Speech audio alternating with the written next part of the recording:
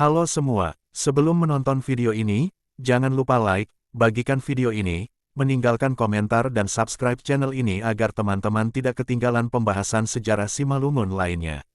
Revolusi sosial di Kerajaan Silimakuta, Simalungun. Tulisan ini saya ambil dari halaman blog berita Simalungun yang berjudul Senandung Tuan Padi Raja di Tahanan dari Simon Saragih.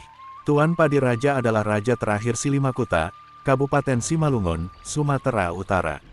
Privilege sebagai anak raja membuatnya memiliki akses dalam banyak hal termasuk pendidikan. Ini membawanya menjadi tokoh lokal yang tampaknya tidak lagi ingin diingat orang. Dia bersekolah di HIS, setelah itu belajar di Sekolah Kerajaan Silimakuta. Hal ini membuatnya memiliki visi dan kepemimpinan, yang saat itu amat langka dimiliki warga lokal. Semasa hidupnya Tuan Padi Raja juga aktif pada kegiatan sosial. Dia adalah raja yang mendukung misi agama.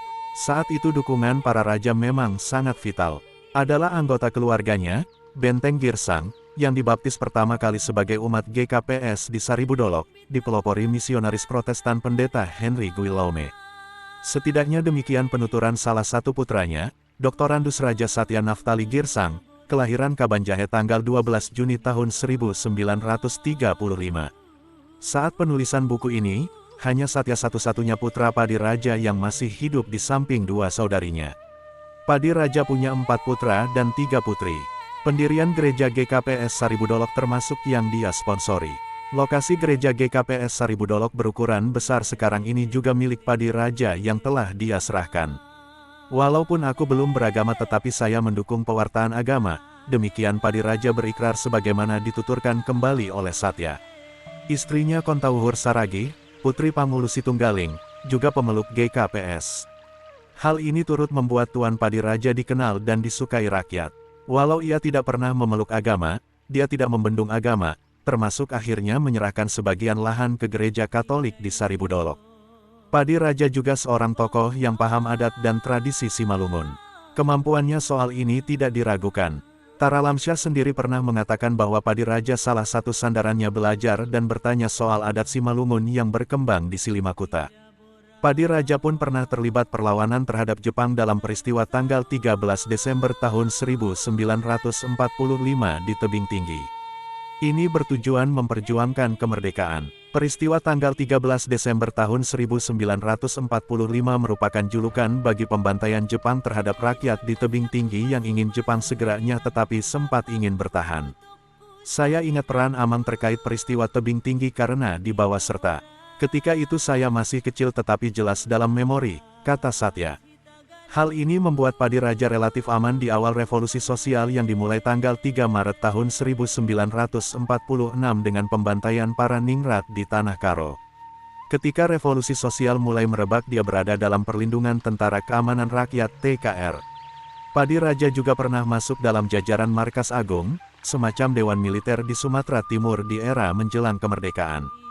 Padi Raja selamat karena bersembunyi bersama sejumlah raja-raja Sumatera Timur di Rumah Sakit Umum Pematang Siantar, lalu dipindahkan ke Brastagi, kemudian dipindah lagi ke Kabanjahe. Dalam pengamanan ini dia tinggal bersama Raja Sidamanik, Tuan Ramahadin Damanik, yang kemudian menjadi mertua Satya. Saat kondisi genting itu, istri dan anak-anak Padi Raja telah mengungsi ke Sidikalang ke arah Jalan Parongil. Mereka tinggal di sebuah balai milik keluarga. Kami mengungsi ke Sidikalang saat Amang diamankan di rumah sakit, kata Satya Girsang. Raja Asa Ujung, Jaikuten Kepas, adalah Raja Dairi yang mengambil istri dari keluarga kerajaan Silimakuta.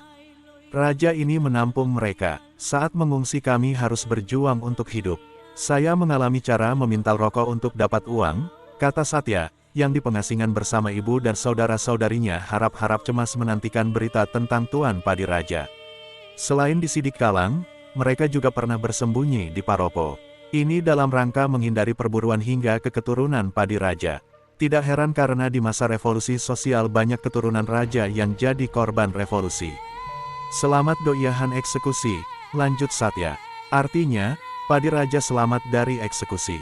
Setahun setelah diamankan TKR lewat persembunyian di rumah sakit, Padi Raja kembali tinggal bersama keluarga di Kabanjahe. Tanah Karo dianggap lebih aman karena banyak keluarga yang mengitari. Keluarga tidak kembali ke Nagasaribu, markas kerajaan Silimakuta yang dianggap belum aman. Berceritalah Padi Raja, bagaimana para raja yang sama-sama diamankan berusaha memperlihatkan sikap pro-kemerdekaan. Ancaman bagi para raja adalah persepsi bahwa mereka pro-Belanda. Di lokasi pengamanan itu juga ada para tengku. Saat aksi baris berbaris mereka berupaya menunjukkan diri sebagai nasionalis pro-kemerdekaan.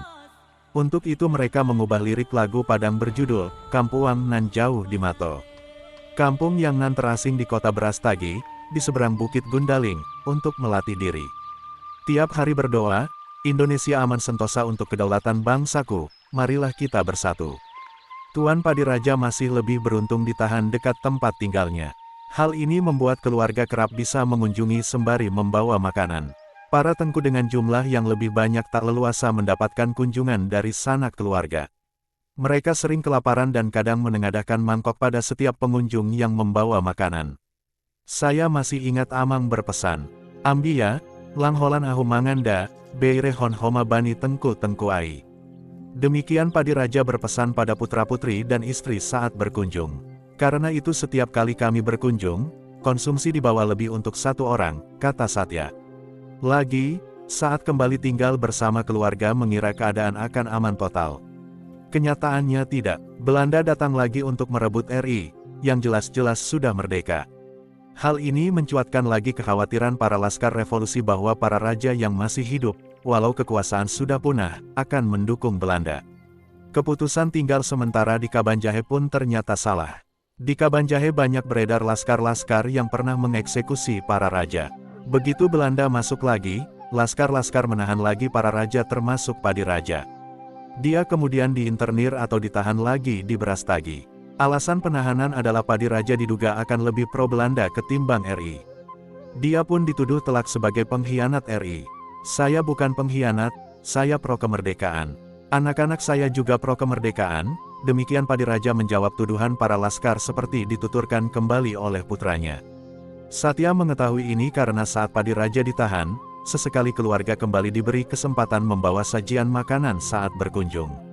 Pada saat ini Padi Raja memang menekankan lagi untuk tidak pernah mendukung Belanda tetapi pro-kemerdekaan. Akan tetapi pembelaan verbal Padi Raja tak mempan. Dia terus dicecar dengan tuduhan serupa. Saya pro-kemerdekaan, apapun tuduhan kalian. Jika memang harus mati karena tuduhan itu, saya rela, tetapi tetap saya nyatakan bahwa saya pro-kemerdekaan. Selanjutnya keluarga tidak tahu apa lagi yang terjadi. Kemudian mereka hanya mengetahui bahwa Padi Raja telah dieksekusi dan jenazahnya dibuang di Sungai Lauda dari atas jembatan. Keluarga mengetahui ini saat keamanan telah kembali terasa di RI. Saat aman, pengusutan terhadap para pelaku pembantaian anggota kerajaan pun dilakukan. Hasil pengusutan oleh Kejaksaan Republik Indonesia menemukan siapa pelaku eksekusi. Setelah itu proses pengadilan di Pematang Siantar digelar di awal dekade 1950-an. Saat ini gejolak revolusi sosial sudah berakhir dan Belanda benar-benar sudah hengkang. Si tersangka pengeksekusi Padi Raja mereka lihat duduk di ruang sidang. Dari situlah ketahuan kisah tentang pembunuhan Padi Raja sekaligus informasi bahwa jasadnya dibuang ke sungai di Lauda dan mengalir entah kemana.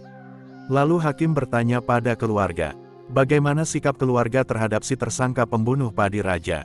Kontauhur, istri Padi Raja menjawab, Bapak Hakim, kami sudah memasrahkan keadaan. Kami diajarkan agama untuk memberi maaf. Kami maafkan si pelaku. Putra-putri Kontauhur juga di hadapan hakim memberi pernyataan serupa. Pak Hakim, di sini ada putra-putri saya, dan silahkan tanya mereka. Saya yakin mereka sependapat dengan saya. Anak-anakku pun tidak dendam, kata Satya mengenang penuturan ibundanya di pengadilan masa silam itu. Inang memang telah memutuskan dan menegaskan serta memohon kepada kami agar memaafkan saja semuanya. Si pelaku tidak mereka kenal walau mereka lihat. Keluarga juga paham bahwa itu semua adalah keadaan di zaman yang sedang bergolak. Dalam pandangan keluarga, belum tentu si pelaku eksekusi tahu siapa itu Amang Padi Raja. Keluarga memang memutuskan, ya sudahlah lebih bagus dimaafkan dan melihat saja ke depan. Inang pun telah menekankan kepada kami pandangan demikian.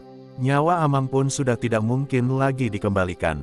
Keluarga Padi Raja tidak menyajikan banyak kisah sedih karena mungkin kepasrahan sudah menjadi pegangan mereka mengingat raja-raja lain sudah ada yang wafat sebelumnya karena dieksekusi. Kepasrahan melanda segenap keluarga. Mereka pun tidak sendirian dengan kisah serupa itu. Kisah Padiraja kemudian mereka jadikan sebagai pendorong perjuangan. Ketakutan tidak bisa mengungkung perjalanan hidup. Setelah semuanya berlalu, Satya memiliki sebuah keyakinan hidup di usianya yang ke-79. Kebenaran hakiki. Tuhan itu baik, kita rasakan hikmah dari sikap memaafkan semua kejadian pahit itu, kata Satya yang bertahun menjadi eksekutif di perkebunan di Sumatera Utara hingga Pontianak. Satya bersyukur dengan apa yang telah dia lalui dan dia dapatkan. Secara rata-rata dia di atas status sosial ekonomi orang kebanyakan. Iya, malas uhur, holong uhur nih Tuhan. Sekian kisah dari Tuan Padiraja Girsang, Raja Silimakuta terakhir. Semoga bermanfaat.